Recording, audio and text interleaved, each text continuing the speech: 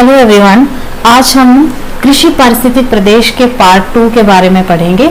इससे पहले वाली वीडियो में हमने इसके 5 जो है कृषि पारिस्थितिक प्रदेशों के बारे में पढ़ा था। तो भारतवर्ष में जो कृषि पारिस्थितिक प्रदेश है वो 20 हैं और 20 को ही फर्दर जो है वो 60 भागों में विभाजित किया गया है, जिनमें से 5 भागों के बारे में या 5 प्रदेशों के बारे में हमने पिछली वीडियो में पढ़ लिया है। तो ये जो वीडियो है ये इसके आगे वाले पार्ट के बारे में है। तो 6 से 10 जो कृषि पारिस्थितिक प्रदेश है उसके बारे में हम इस वीडियो में पढ़ेंगे। तो आज हम करते हैं छठे पार्ट के बारे में। तो देखिए ये छठा इसका पार्ट है। तो इसमें आप देख रहे हैं कि भारतवर्ष के दक्षिणी भाग में जो पश्चिमी हिस्सा है थोड़ा सा, इसके बारे में पढ़ेंगे। तो इस भाग का नाम क्या है, इस क्षेत्र का क्या नाम जो है वो दिया गया है। तो इसका नाम है हल्की मध्यम काली मृदा युक्त उष्ण अर्ध शुष्क पारिस्थितिक प्रदेश। ठीक है, तो यहाँ पे जो मिट्टी है वो हल्की है, मींस लाइट है, ज्यादा उसकी विड्थ नहीं है, और मध्यम काली मतलब पूरी तरह से काली नहीं है, और नियर ब्लैक है, मध्यम काली है, मृदा युक्त हल्की मध्यम काली मृदा युक्त मिट्टी यहाँ पे पाई जाती है। और यहाँ पे जो जलवायु है वो है उष्ण गर्म जलवायु है, और गर्म जलवायु के साथ साथ यहाँ पे अर्ध शुष्क परिस्थितियां जो है यहाँ पे पाई जाती हैं। अर्ध शुष्क जलवायु यहाँ पे पाई जाती है, मींस पूरी तरह से ये एरिड भी नहीं है, शुष्क क्षेत्र भी नहीं है, और पूरी तरह से यह अर्ध क्षेत्र भी नहीं है। तो दोनों के बीच में अर्ध शुष्क तरह का जलवायु यहाँ पे पाई जाती है। तो गर्मियों में यहाँ पे अर्ध शुष्कता यहाँ पे पाई जाती है, और मिट्टी जो है वो मध्यम काली और हल्की मिट्टी यहाँ पे पाई जाती है। तो यह है छठा रीजन। अगर हम इसकी कृषि जलवायु परिस्थितियों के बारे में जाने, कृषि जलवायु परिस्थितियों के बारे में जानने से पहले हम ये जान लेते हैं कि ये जो छठा कृषि पारिस्थितिक प्रदेश है ये कितना भारतवर्ष का क्षेत्र जो है वो घेरता है। तो ये भारतवर्ष के 9.5% भूभाग पर जो है वो घिरा हुआ है। 9.5% भूभाग पर ये भारतवर्ष की भूमि में बिछा हुआ है। और अगर हम इसको एब्सोल्यूट वैल्यू में देखें तो 31.0 मिलियन हेक्टेयर भूमि पर जो है ये छठा कृषि पारिस्थितिक प्रदेश जो है वो पाया जाता है। तो अब इसकी कृषि पारिस्थितिक परिस्थितियों के बारे में अगर हम जाने तो इसमें हम सबसे पहले बात करेंगे वर्षा की। तो औसत वार्षिक जो वर्षा है यहाँ पे 600 से 1000 मिलीमीटर के बीच में यहाँ पे बारिश होती है। और लगभग यहाँ पे ये देखा गया है कि साल भर यहाँ पे वर्षा की जो कमी रहती है या वर्षा के जल की जो कमी रहती है वो कितनी कमी रहती है, वो रहती है 800 से 1000 मिलीमीटर की यहाँ पे कमी पाई जाती है, जबकि यहाँ पे होती है 600 से 1000 मिलीमीटर के बीच में। और यहाँ पे जो कमी है साल भर की वो है औसत 800 से 1000 मिलीमीटर यहाँ पे कमी पाई जाती है। तो मतलब जो वर्षा यहाँ पे होती है वो यहाँ की जो है यहाँ की जो मांग है, अगर हम इसको परसेंटेज में देखें, ये जो कमी है यहाँ पे, ये जो मांग है ये 40% के बराबर है। मतलब यहाँ पे अभी 40% इनको और ज्यादा बारिश की मांग यहाँ पे ये करते हैं।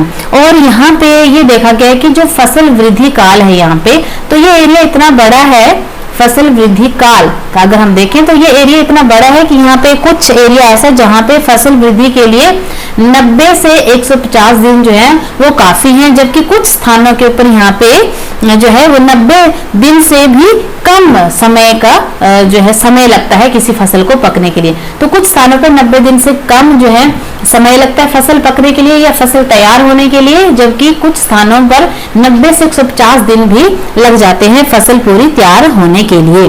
तो इस तरीके से यहाँ पे कुछ क्षेत्र ऐसे भी हैं जो सूखे की चपेट में जो वो आते रहते हैं। जैसे अगर हम बात करें तो यहाँ पे महाराष्ट्र के जो कुछ नगर है, जैसे अहमदनगर जो है, फिर बीड, शोलापुर, और यहाँ पे संगली एक जगह है उसके पूर्वी भाग, उस्मानाबाद, लातूर, कर्नाटका में बीदर, कर्नाटका भी इसी में इंक्लूडेड है, और कर्नाटक में एक बीदर जगह है, गुलबर्ग है, बीजापुर है, धारवाड़ है। ये सभी ऐसे क्षेत्र हैं जहाँ पे सूखे की स्थिति जो है वो अक्सर बनती रहती है। तो इस तरीके से ये कृषि जलवायु परिस्थिति यहाँ पे पाई जाती हैं। और अगर हम यहाँ पे देखें तो अगर टेम्परेचर की अगर हम यहाँ पे बात करें तो टेम्परेचर जो है यहाँ पे गर्मियाँ काफी गर्म रहती है, मीन्स उष्णता यहाँ पे पाई जाती है, गर्मियाँ यहाँ पे काफी गर्म है।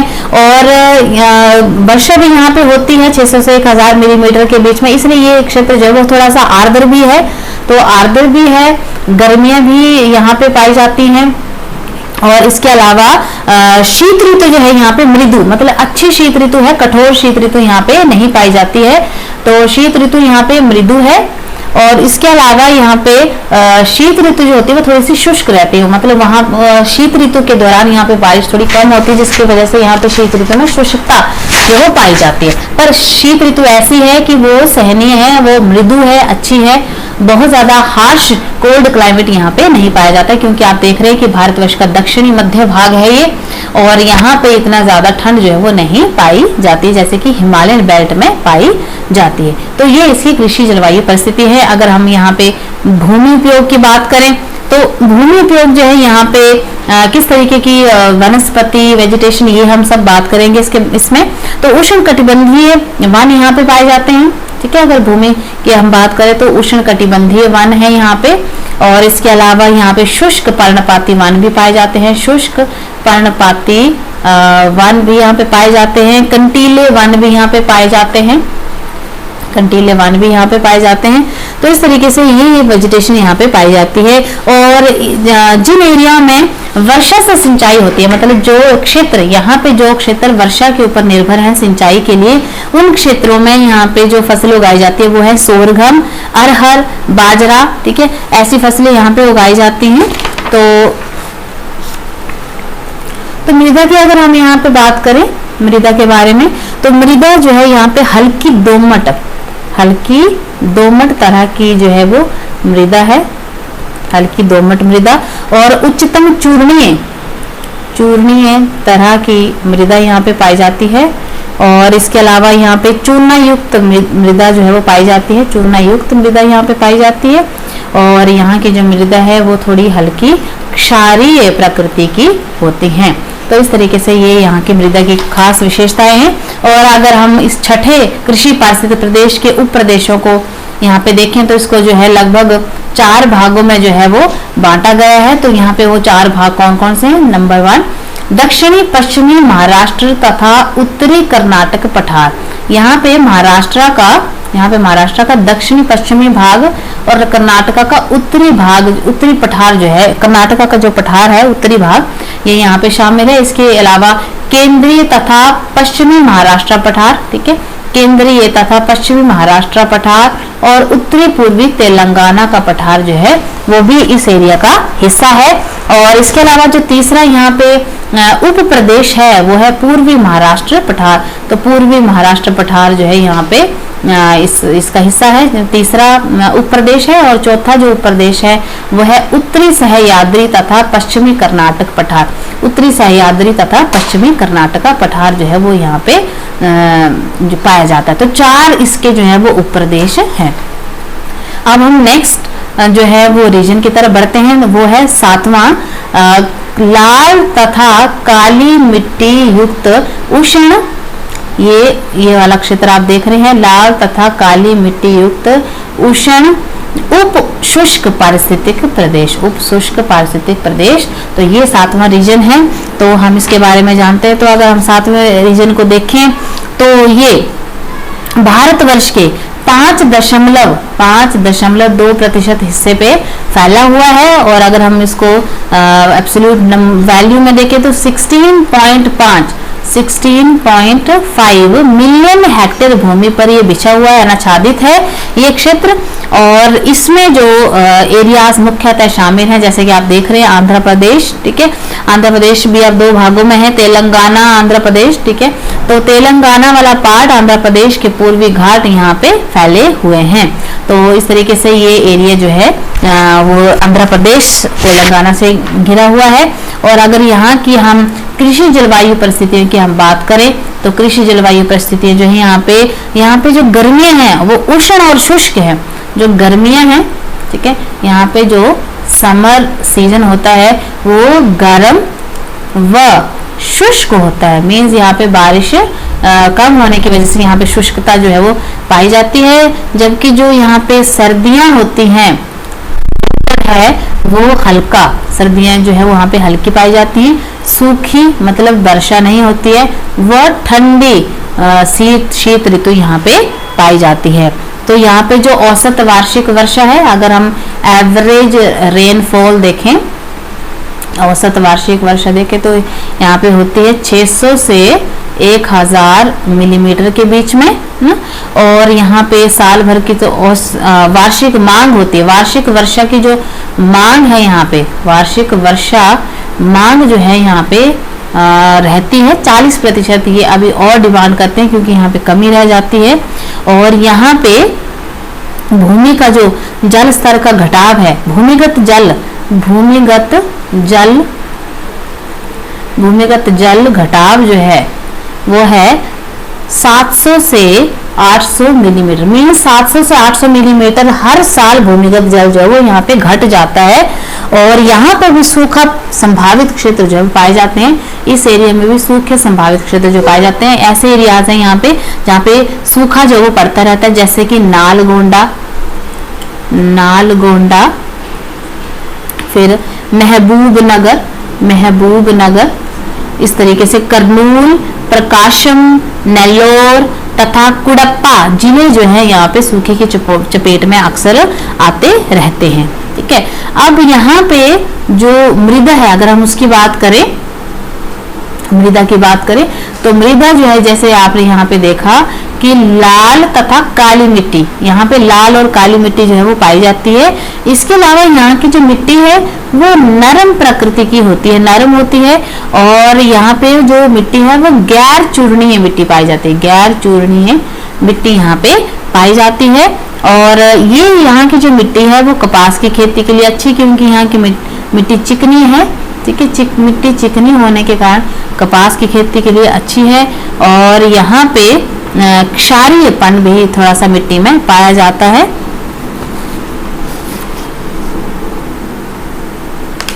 इस मिट्टी में उच्च उत्पादन की संभावनाएं भी पाई जाती हैं। अगर हम भूमि उपयोग की बात करें तो भूमि उपयोग में जो यहाँ की भूमि है वहां पे उष्णकटिबंधीय शुष्क पर्णपाती वन, उष्णकटिबंधीय वन पाए जाते हैं। इसके अलावा शुष्क पर्णपाती वन यहाँ पे पाए जाते हैं, कंटीले वन यहाँ पे पाए जाते हैं, और इसके अलावा यहाँ पे जहाँ पे वर्षा से सिंचित क्षेत्र है, जहाँ पे वर्षा से सिंचित क्षेत्र है वहाँ पे, जैसे पिछले क्षेत्र में हमने देखा सोरगम, कपास, अरहर और चावल, मूंगफली, अरंडी आदि फसलें यहाँ पे उगाई जाती हैं। तो इस तरीके से वर्षा से सिंचित क्षेत्र में सोरगम, कपास, अरहर और मूंगफली, अरंडी, ठीक है, चावल जैसी फसलें यहाँ पे उगाई जाती हैं। और अगर हम इस एरिया की जो है वो ड्रॉबैक देखें, कमियां देखें, ठीक है, क्या कमियां हैं, तो यहाँ पे मृदा अपर्दन की जो स्थिति है वो काफी देखी जाती है, मृदा अपर्दन की बाढ़ के कारण। ठीक है, क्योंकि आप ये एरिया देख रहे हैं पूर्वी घाट के साथ है और यहाँ पे रिवर्स भी काफी बहती हैं। तो यहाँ पे अफवाह के कारण जो है, मृदा अपर्दन के कारण या नदियों के ज्यादा अफवाह के कारण जो है यहाँ पे मिट्टी में पोषक तत्वों की कमी हो जाती है, जिसकी वजह से यहाँ पे जो है वो फसलें, इतना ज्यादा उत्पादन फसलों का नहीं हो पाता है। और यहाँ की मृदा जो है ज्यादा अपवाह से या अपर्दन से क्षारीय प्रकृति की हो जाती हैं और मिट्टियों में जो सोडियम है, सोडियम की मात्रा है वो बढ़ती जाती है, जबकि नाइट्रोजन, फास्फोरस और जस्ता जैसे उपजाऊ तत्वों की इसमें कमी होती जाती है। तो इस तरीके से ये इसकी कमियां हैं। और अगर हम उप प्रदेशों की बात करें तो यहाँ के जो उप प्रदेश हैं वो 3 हैं, जिसमें कि आप देख सकते हैं दक्षिणी तेलंगाना, पठार तथा पूर्वी घाट। ठीक है, इसी में दक्षिणी तेलंगाना, पठार तथा पूर्वी घाट और उत्तरी तेलंगाना भाग, ठीक है, और पूर्वी भाग जो है यहाँ पे शामिल है। तो इस तरीके से 3 इसके उपप्रदेश हैं, दक्षिणी तेलंगाना पठार तथा पूर्वी पठार, उत्तरी तेलंगाना पठार और पूर्वी घाट आदि क्षेत्र जो है इसमें पाए जाते हैं। तो अब हम नेक्स्ट कृषि पारिस्थितिक प्रदेश की ओर बढ़ते हैं, और ये आप यहाँ पे देख रहे हैं, ये है 8वां क्या बोलते हैं इसको, कृषि पारिस्थितिक प्रदेश, 8वां कृषि पारिस्थितिक प्रदेश। ये यहाँ पे आप देख रहे हैं जिसका नाम है लाल दोमट मृदा युक्त उष्ण अर्ध शुष्क पारिस्थितिक क्षेत्र। लाल दोमट मृदा युक्त उष्ण अर्ध शुष्क, ठीक है, यहाँ पे लाल और दोमट मिट्टी पाई जाती है, और यहाँ का क्लाइमेट जो है वो उष्ण है, बहुत ज्यादा गर्म है। अर्ध शुष्क है, बहुत ज्यादा शुष्कता भी नहीं पाई जाती है, बहुत ज्यादा आर्द्रता भी नहीं है। अर्ध शुष्क पारिस्थितिक प्रदेश यहाँ पे पाया जाता है। तो इस रीजन की क्या विशेषताएं हैं, जैसे अगर हम सबसे पहले बात करें कृषि जलवायु परिस्थितियों की, तो कृषि जलवायु परिस्थितियों से पहले हम इसका क्षेत्रफल जान लेते हैं। तो इसका जो क्षेत्रफल है यहाँ पे 19.1 मिलियन हेक्टेयर भूमि पर ये क्षेत्र जो है वो पाया जाता है। और अगर हम परसेंटेज में देखें तो भारतवर्ष का 5.8% भूमि पर 8वां कृषि पारिस्थितिक प्रदेश जो है वो अनाच्छादित है। तो ये इसका क्षेत्रफल है, और यहाँ पे मुख्यतः जो भूमि आती है वो आती है तमिलनाडु की उच्च भूमि, कर्नाटक के पश्चिमी भाग और दक्कन पठार के दक्षिणी भाग इसमें शामिल हैं। तो चलिए कृषि जलवायु परिस्थितियों में हम सबसे पहले बात करें कि यहाँ पे जो गर्मियां हैं वो उष्ण और शुष्क हैं। जो यहाँ पे समर है, जो मतलब गर्मी की ऋतु है, तो समर जो है यहाँ पे काफी ज्यादा गर्म मतलब उष्ण व शुष्क गर्मियां यहाँ पे पाई जाती हैं, जबकि जो शीत ऋतु है, जो विंटर सीजन है, वो यहाँ पे काफी माइल्ड विंटर पाया जाता है, मृदु मतलब अच्छी ठंड शीत ऋतु यहाँ पे पाई जाती है, जिसमें ना बहुत ज्यादा ठंड होती है और ना बहुत ज्यादा वो गर्मी वाला इलाका होता है। तो इस तरीके से माइल्ड विंटर यहाँ पे पाई जाती है। यहाँ की जो औसत वार्षिक वर्षा है, जो एवरेज रेनफॉल है,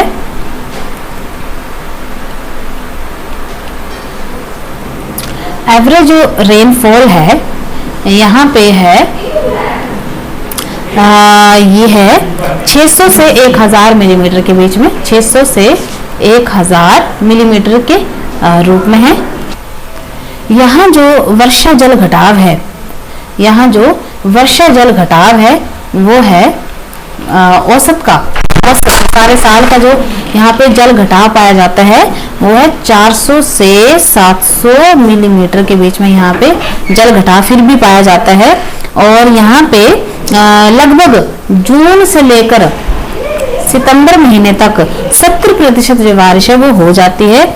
और यहाँ के जो पूर्वी भाग है, ये जो यहाँ पे पूर्वी भाग है तमिलनाडु वाला हिस्सा, यहाँ पे अक्टूबर से दिसंबर के बीच में, अक्टूबर से दिसंबर के बीच में बारिश होती है। और जैसे कि हमें पता है यहाँ पे रिट्रीटिंग मानसून से यहाँ पे बारिश होती है। यहाँ पे जो फसल वृद्धि काल है, जो फसल वृद्धि काल है वो है 90 से 150 दिन का, 90 से 150 दिन का यहाँ पे फसल वृद्धि काल है। और इस तरीके से यहाँ पे ये जलवायु परिस्थिति यहाँ पे पाई जाती है, कृषि जलवायु परिस्थिति यहाँ पे पाई जाती है। अगर हम यहाँ पे मृदाएं देखें, अगर हम यहाँ पे मृदा की बात करें तो जैसे कि लाल तथा दोमट मृदा आप जान चुके हैं कि लाल और दोमट मिट्टी यहाँ पे पाई जाती है। इसके अलावा ये गैर चूना युक्त मिट्टी यहाँ पे पाई जाती है, गैर चूना युक्त मिट्टी यहाँ पे पाई जाती है। और हल्की अम्ल युक्त होती है, हल्की अम्लीय मिट्टी जो है यहाँ पे पाई जाती है।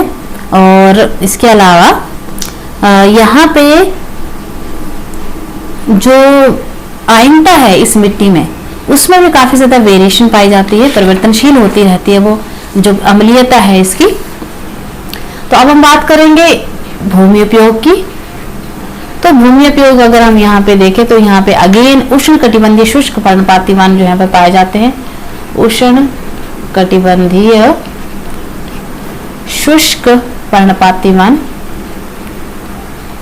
शुष्क पर्णपाती वन यहाँ पे पाए जाते हैं। इसके अलावा यहाँ पे कंटीले वन भी पाए जाते हैं, कंटीले वन यहाँ पे पाए जाते हैं। और मूंगफली की फसल भी यहाँ पे उगाई जाती है। और जो रबी की फसलें हैं जैसे कि सोरघम व कुसुम्भ आदि की फसलें भी यहाँ पे उगाई जाती हैं। और इसके अलावा यहाँ पे कपास और गन्ना भी उगाया जाता है, कपास व गन्ना भी यहाँ पे उगाया जाता है।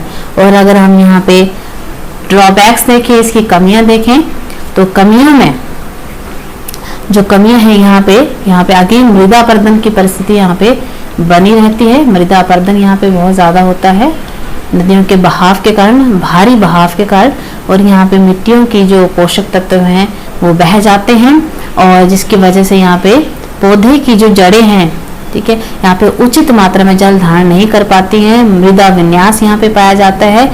और यहाँ पे फसल वृद्धि के दौरान जब फसल बढ़ने का समय होता है, फसल वृद्धि काल अगर हम देखें तो यहाँ पे सूखापन पाया जाता है। फसल के बढ़ने के समय यहाँ पे सूखा की परिस्थितियां जो है वो पाई जाती हैं।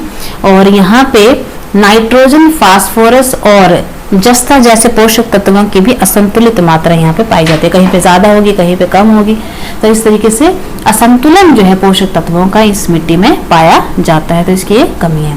अगर हम इसके उपप्रदेशों की बात करें,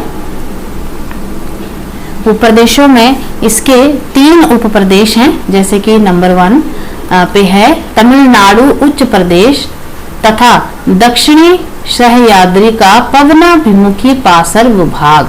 तो तमिलनाडु वाला जो यहाँ पे हिस्सा पाया जाता है इस 8वें क्षेत्र में, तो यहाँ पे उच्च प्रदेश, तमिलनाडु का उच्च प्रदेश और दक्षिणी सह्याद्री का पार्श्व भाग, पवनाभिमुख ढाल जो है यहाँ पे पाया जाता है। केंद्रीय कर्नाटक पठार यहाँ पे पाया जाता है।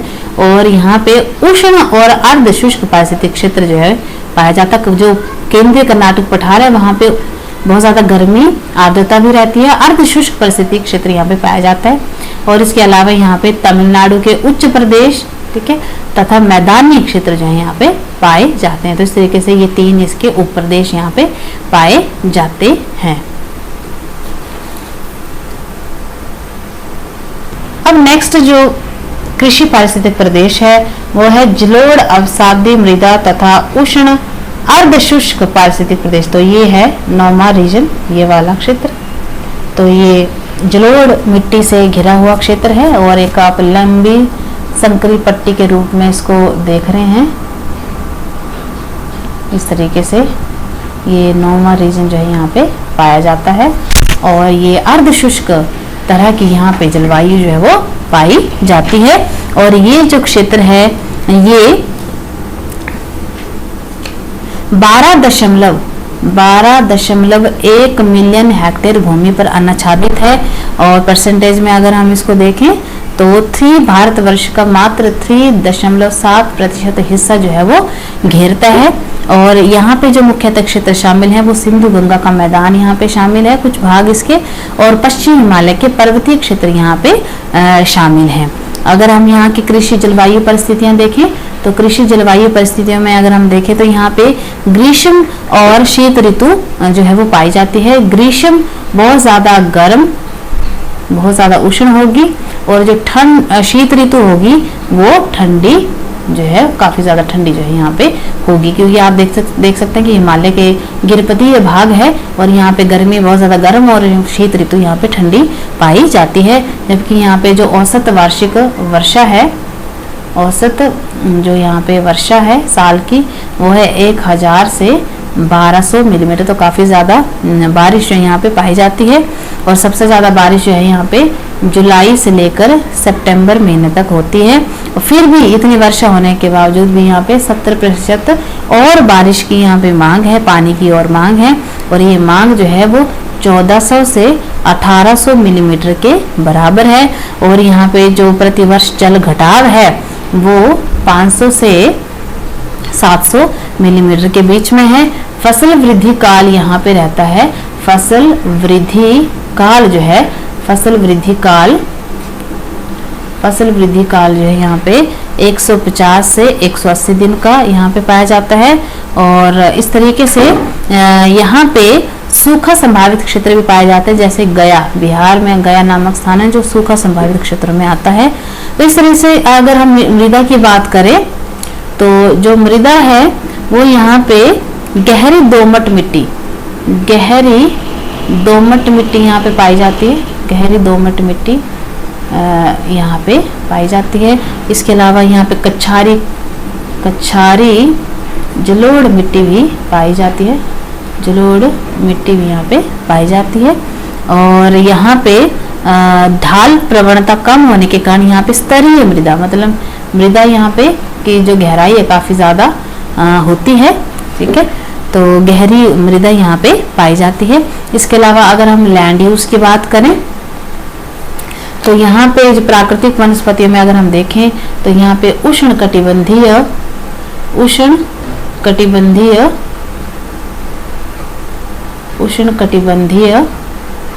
शुष्क पर्णपाती वन जो है यहाँ पे पाए जाते हैं। उष्णकटिबंधीय शुष्क पर्णपाती वन यहाँ पे पाए जाते हैं। और इसके अलावा यहाँ पे जो फसलें हैं वो हैं चावल, मक्का, जौ, अरहर और जूट आदि फसलें यहाँ पे होती हैं। इसके अलावा खरीफ फसलों में गेहूं, सरसों और रबी की सरसों आदि जो है फसलें यहाँ पे उगाई जाती हैं। इसके अलावा कपास और गन्ने की खेती भी यहाँ पे की जाती है, कपास व गन्ने की खेती भी यहाँ पे की जाती है। तो इस तरीके से ये भूमि उपयोग में आएगा। और अगर हम इसमें कमियों की बात करें तो यहाँ पे जल भराव जो है वो काफी ज्यादा हो जाता है अगर सिंचाई की तरफ हम पूरा ध्यान न दें, क्योंकि यहाँ पे पानी का बहाव यहाँ पे काफी ज्यादा है। और जो है अगर हम उसको बिल्कुल ध्यान से सिंचाई की व्यवस्थाओं को अगर ध्यान से नहीं देखेंगे, वहाँ पे ध्यान पूर्वक उसका ध्यान नहीं रखेंगे, तो कुछ ऐसे क्षेत्र हैं जहाँ पे पानी पूरी तरह से भर जाता है, वाटर लॉगिंग की स्थिति जो है वो आ जाती है और सैलिनिटी हजार्ड जो है वो जो लवणता है उसका खतरा जो है यहाँ पे बन जाता है। तो लवणता का खतरा यहाँ पे बनता रहता है, लवणता का खतरा। और दूसरा जो है जल भराव की जो स्थिति है, जल भराव की जो स्थिति है वो यहाँ पे अक्सर बनती रहती है। और अगर हम उप प्रदेशों की बात करें तो उप प्रदेशों में नंबर 1 पे है पंजाब तथा रोहिलखंड मैदान, ठीक है, पंजाब तथा रोहिलखंड मैदान जो है यहाँ पे आ जाएगा। और दूसरा जो है वो दक्षिणी बिहार मैदान जो है यहाँ पे आ जाएंगे। तो इस तरीके से 2 उप प्रदेश यहाँ पे पाए जाते हैं। इसके नेक्स्ट रीजन की अगर हम बात करें, 10वां जो कृषि पारिस्थितिक प्रदेश है लाल तथा काली मृदा युक्त उष्ण उपार्द्र पारिस्थितिक क्षेत्र। तो लाल तथा काली मिट्टी युक्त, तो ये वाला 10वां आप क्षेत्र देख रहे हो, ये वाला एरिया। तो ये जो 10वां कृषि पारिस्थितिक प्रदेश है यहाँ पे लाल और काली मिट्टी पाई जाती है। और उपार्द्र पारिस्थितिक क्षेत्र गर्म भी है, आर्द्रता वाला क्षेत्र भी यहाँ पे पाया जाता है। तो ये क्षेत्र जो है वो भारतवर्ष के 22.3 मिलियन हेक्टेयर भूमि पर बिछा हुआ है। परसेंटेज में अगर हम देखें तो भारतवर्ष का केवल 5.8% भूमि पर ये बिछा हुआ है। और यहाँ पे अगर हम कृषि पारिस्थितिक प्रदेश, कृषि जलवायु परिस्थितियों के बारे में जाने तो यहाँ पे गर्मियाँ अत्यधिक उष्ण होती हैं। जो गर्मियाँ हैं वो अत्यधिक उष्ण गर्मियाँ यहाँ पे पाई जाती हैं, जबकि यहाँ पे सर्दियाँ जो हैं, जो सर्दियाँ हैं वो हल्की जो है वो पाई जाती है, हल्की शीत ऋतु यहाँ पे पाई जाती है। और यहाँ की जो औसत वार्षिक वर्षा है, जो वार्षिक वर्षा है यहाँ पे औसत वो है 1000 से 1500 मिलीमीटर के करीब, ठीक है। और यहाँ की वर्ष भर की जो मांग रहती है वर्षा की या पानी की 1300 से 1600 मिलीमीटर के बीच में रहती है। और यहाँ पे जो शुष्कता पाई जाती है, जो शुष्क एरिडनेस है, जो शुष्कता है वो पाई जाती है फरवरी से लेकर मई महीने तक यहाँ पे जो है शुष्कता पाई जाती है। और जल घटाव जो है यहाँ पे हर साल जल के कितना घट जाता है तो 500 से 700 मिलीमीटर यहाँ पे जल घटाव है। और यहाँ अगर हम देखें फसल वृद्धि काल अगर हम देखें तो यहाँ पे फसलों के तैयार होने का जो समय है वो 180 से 210 दिनों का है, 180 से 210 दिनों का है।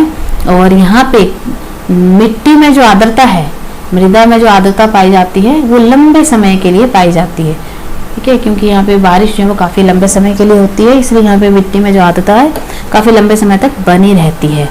तो यहाँ पे जो मृदा है, यहाँ की जो मृदा है वो जैसे कि आपको पता है लाल और काली मिट्टी यहाँ पे पाई जाती है।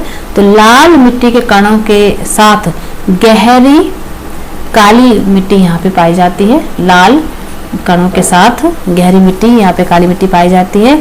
और यहाँ पे चूर्णीय मिट्टी है, ये जो मिट्टी है वो चूर्णीय मिट्टी है।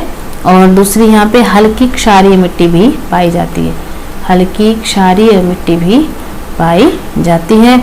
और यहाँ पे मिट्टी के फूलने और सिकुड़ने की, मिट्टी के फूलने वो सिकुड़ने की स्थितियाँ भी पाई जाती हैं, दोनों तरह की संभावनाएं यहाँ पे हैं। और यहाँ पे गहरी चिकनी मिट्टी और अम्लीय प्रकृति की मिट्टी भी पाई जाती है, तो अम्लीय प्रकृति की मिट्टी भी यहाँ पे देखने को मिलेगी। और अगर हम भूमि उपयोग की बात करें तो भूमि उपयोग में यहाँ पे जो वनस्पतियाँ हैं वो उष्ण कटिबंधीय आर्द्र पर्णपाती वन पाए जाते हैं। यहाँ पे उष्ण कटिबंधीय आर्द्र पर्णपाती वन जो है वो पर्णपाती वन यहाँ पे पाए जाते हैं। और इसके अलावा यहाँ पे जहाँ पे ठीक फसल सिंचाई होती है, सिंचाई के ज़्यादा उपलब्ध है उसके साधन, तो वहाँ पे चावल, सोरघम, अरहर, चना, गेहूँ तथा सब्जियां भी यहाँ पे उगाई जाती हैं। तो इस तरीके से ठीक फसलें यहाँ पे उगाई जाती हैं। और इसके अलावा यहाँ पे कपास और कपास जैसी फसल की भी जो है वो यहाँ पे उगाया जाता है, तो कपास भी यहाँ पे उगाया जाता है। अगर हम इसकी ड्रॉबैक देखें, कमियां देखें, तो यहाँ पे जो चिकनी मिट्टी, हमने देखा कि चिकनी मिट्टी भी यहाँ पे पाई जाती है, तो यहाँ पे जो चिकनी मिट्टी है वहाँ पे आर्द्रता बहुत कम होती है, तो जिसकी वजह से यहाँ पे हल चलाना बहुत मुश्किल हो जाता है। और यहाँ पे